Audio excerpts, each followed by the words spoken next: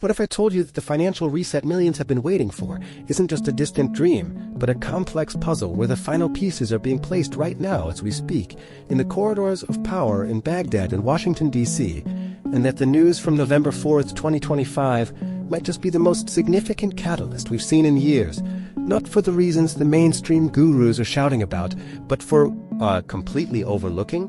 Forget the hype and the hysteria for a moment, because the real story of the Iraqi dinar is not in the wild speculation of its future value, but in the tangible, gritty, and unglamorous work of rebuilding a nation's financial soul from the ground up. And today, we are diving deeper than ever before into the highlights that actually matter, the ones that speak not to hope, but to hard, actionable economic reality. The journey of the Iraqi dinar is a story of a phoenix attempting to rise from the ashes of conflict, sanctions, and political instability. And to understand where it's going, we must first have the courage to look at where it truly stands today, stripping away the fantasy to examine the foundation. The most critical update from this week, and the one that forms the bedrock of everything else, comes not from a viral Telegram post, but from the International Monetary Fund's latest staff report following their recent Article 4 consultations with Iraq, a dry-sounding document that contains absolute dynamite for anyone who knows how to read between the lines. The IMF has explicitly lauded the Central Bank of Iraq for what they term remarkable and sustained progress in taming the wildfire of inflation, which has now been brought down to a single-digit figure, a feat that seemed nearly impossible just 2 years ago. This isn't achieved by magic. It's the direct result of a brutal, disciplined tightening of monetary policy and a concerted effort to mop up excess liquidity in the system, which essentially means the government and the central bank have stopped printing money to solve short-term problems, a habit that has doomed countless currencies throughout history. This newfound discipline is the absolute prerequisite for any future strength, because without price stability, no currency, no matter how resource-rich its homeland, can ever hope to gain the trust of the international community. But the IMF report goes further, highlighting a silent revolution in Iraq's banking sector that you won't see on the front page of any newspaper, the aggressive adoption of electronic payment platforms, and a push for financial inclusion. Why does this matter?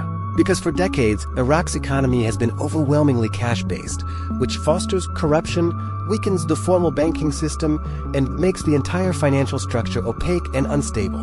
The push towards digital transactions, supported by new regulations from the CBI, is effectively building a transparent financial nervous system for the country, allowing money to be tracked, taxed, and productively invested within the formal economy. This is the unsexy, behind-the-scenes work that builds modern nations, and its progress is a more powerful indicator of long-term viability than any rumored exchange rate. Furthermore, the discussions between Baghdad and the Kurdish regional government in Erbil regarding a unified national budget and oil revenue sharing, while still fraught with tension, have shown more tangible progress this past week than in the previous 6 months combined. A unified fiscal stance is non-negotiable for currency stability. You cannot have a strong, single currency if the country's main source of wealth is being fought over by two separate competing treasuries. The fact that technical committees from both sides are now jointly presenting data to the IMF is a seismic shift in cooperation, signaling to the world that Iraq is finally, seriously, attempting to function as a single economic entity. This is the bedrock. This is a foundation. And if you understand nothing else from the news of November 4th, understand this: the groundwork for a legitimate, sustainable revaluation of the Iraqi dinar is being laid not in the forex markets, but in these dry policy meetings and technical reforms. The value will be a consequence of this stability, not a precursor to it. So, as we process this information, I want you to do something crucial. I want you to shift your mindset from that of a speculator waiting for a lottery ticket to pay off, to that of an analyst observing the meticulous construction of a modern economy. This change in perspective is the most important investment you can make right now.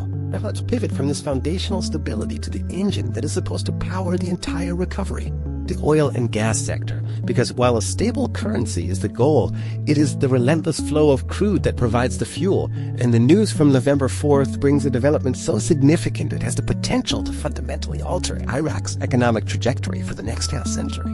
For decades, Iraq's immense oil wealth has been both a blessing and a curse, providing revenue that kept the state afloat, while simultaneously creating a crippling dependency that left the economy vulnerable to every global price shock and, more critically, stunted the growth of every other potential industry. The single most important highlight from this week is the official signing of the mammoth $27 billion gas growth integrated project in partnership with Total Energies, a project that is not just about extracting more fossil fuels, but is strategically designed to end Iraq's humiliating and economically devastating dependence on imported gas from neighboring Iran to power its own national grid.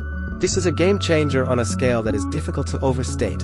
For years, up to a third of Iraq's generated electricity has been powered by Iranian gas, a reliance that has left the country subject to political pressure, constant payment disputes, and debilitating blackouts when supplies are cut, which in turn shuts down factories, stifles business, and erodes any prospect of foreign investment outside the oil patch.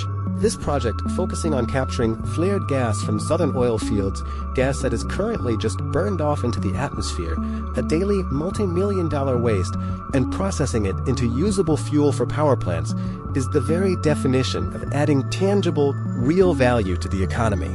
It's taking a wasted byproduct and turning it into a national asset, and the ripple effects are profound. It promises to finally provide reliable, affordable electricity to Iraqi homes and industries, which is the non-negotiable prerequisite for any form of industrial diversification. Imagine Iraq where a small business owner doesn't need to budget for an expensive private generator, where a factory can run 3 shifts confidently, where tech startups can operate without fearing daily power cuts. This is the modern economic ecosystem that this gas project aims to create. But the ambition doesn't stop there. The project also includes the construction of a massive 1-gigawatt solar power plant, a clear signal that Iraq is not oblivious to the global energy transition and is taking its first serious steps to future-proof its energy mix. This directly addresses the number one concern of international financial institutions: economic diversification. The World Bank and the IMF have repeatedly stated that Iraq's number one long-term risk is its monolithic reliance on oil, and this project, while still in the energy sector, is a critical step towards building a more complex and resilient economy. It creates high-skilled jobs, it transfers cutting-edge technology to the Iraqi workforce, and it builds infrastructure that supports other sectors. This moves the needle on the most important metric for the dinar's long-term legitimacy, the strength of the underlying real economy that the currency represents. When a currency is backed not just by crude oil in the ground, but by a diversified, modernizing, and increasingly self-sufficient industrial and technological base, its intrinsic value solidifies in a way that pure speculation can never achieve. This is the narrative that the smart money is watching, the slow, deliberate, and capital-intensive work of building a real economy, not a speculative one. So, as you hear about this monumental deal, I want you to internalize a new question, a new lens through which to view all future news. Don't just ask, what does this mean for the RV? Instead, start asking, how does this development build a more resilient and valuable Iraqi economy? Because the answer to that second question is what will ultimately determine the answer to the first. The path to a stronger dinar is paved with megawatts of reliable electricity, with the end of wasteful gas flaring, and with the first glimmers of a post-oil economic vision. This is the real news, and it's happening right now. So, we've built the foundation with monetary stability, and we've ignited the engine with energy independence. But a house, no matter how strong, cannot stand if the ground beneath it is shaking. And that brings us to the most complex, delicate, and ultimately decisive piece of the puzzle. From the November 4th highlights, the geopolitical landscape, and the final painstaking steps towards global financial integration. Because the ultimate, a measure of the world's trust in the nation that stands behind it. The landmark development here, one that has flown under the radar of most sensationalist news channels, is the conclusive agreement between Iraq and the United States Treasury, brokered through the strategic dialogue, on a full roadmap for the gradual phasing out of the dollar in domestic Iraqi transactions and its replacement with a digitally enhanced dinar, a process that is being meticulously coordinated with the global SWIFT international banking community during this historic transition. This is the master plan to finally dismantle the dollar auction and the complex web of sanctions-era financial controls that have been in place for over 2 decades, a system originally designed to prevent the misuse of funds, but which has long since become an anchor, dragging down the potential of the Iraqi economy. The key takeaway from this week is that this is no longer a theoretical discussion. It is an operational blueprint with defined phases, strict benchmarks, and intense international oversight, and the successful implementation of the first phase, which involved the Central Bank of Iraq demonstrating robust anti-money laundering and counter-terrorism financing protocols to the satisfaction of international auditors, is what has unlocked. What we are witnessing is the meticulous surgical removal of Iraq from the International Financial Intensive Care Unit, a process that cannot be rushed because a single misstep, a single lapse in compliance could trigger a catastrophic reversal of correspondent banking relationships that would isolate Iraq economically. This is why the revaluation as a single overnight event is a dangerous fantasy. The true process is a managed gradual float, a carefully calibrated series of adjustments that will allow the dinar to find its true market value as these structural reforms take hold and the Iraqi economy begins to demonstrate organic, non-oil growth.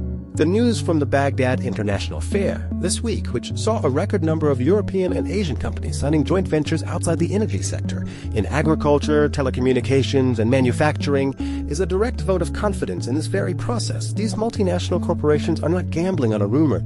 They are making billion-dollar bets on the demonstrated, tangible progress Iraq is making towards.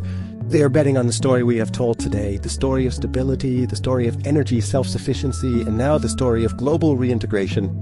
This is the convergence, the moment where the technical, the economic, and the geopolitical threads all weave together to form a single, unbreakable rope.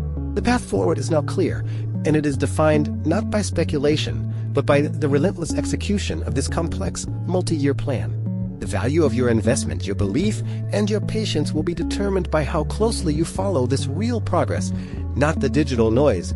And this is where your role becomes active. You have been given the information, the context, and the reality-based framework. Now you must become your own most trusted analyst. Do not just listen to me or anyone else. I am giving you a mission right now. Go to the source. Visit the International Monetary Fund website and read the public summaries of their reports on Iraq. Follow the press releases from the Central Bank of Iraq. Read the financial news from Reuters and Bloomberg that covers these technical agreements. Via Wi-Fi averting for yourself. Arm yourself with knowledge so powerful that no rumor can shake you, no pump-and-dump scheme can fool you, and no period of waiting can deter you. The journey to a prosperous and economically sovereign Iraq is real, it is documented, and it is unfolding according to a plan that is now transparent for all to see. Your greatest asset on this journey is not a stack of currency. It is a mind sharpened by facts and a vision focused on the undeniable horizon of progress. The information is there. The power is in your hands. Go and seize it.